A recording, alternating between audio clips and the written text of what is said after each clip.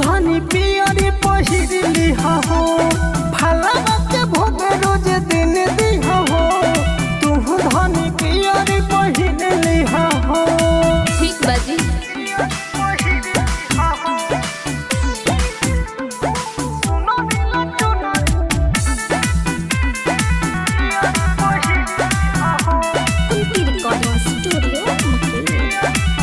अरे नव दिन उपवास रहल जाई हमसे न राजा नाही सहाई भूखी सहाई हमर दुर्गा माई हो भूखिया प्यास न तोहरा बुझाई हो।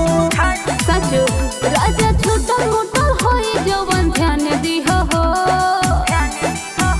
अरे सुनो दिला चुनरी तू किने ले हो तू धनी पियरी पहिरली हो अच्छा भला के भोग रोज दिन दी हो तू धनी पियरी पहिरली हो।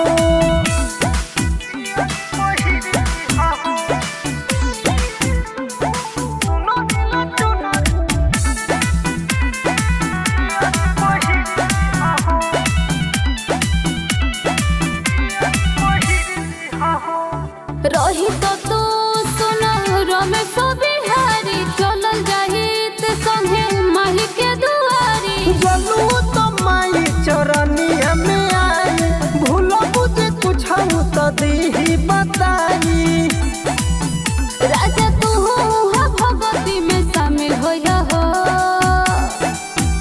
अरे घीव के बोतिया तू बारली हो सातो माई के आरती उतारली हो सुनो दिला चुनरी तू किनली हो तू धनी पियरी पहिरली हो।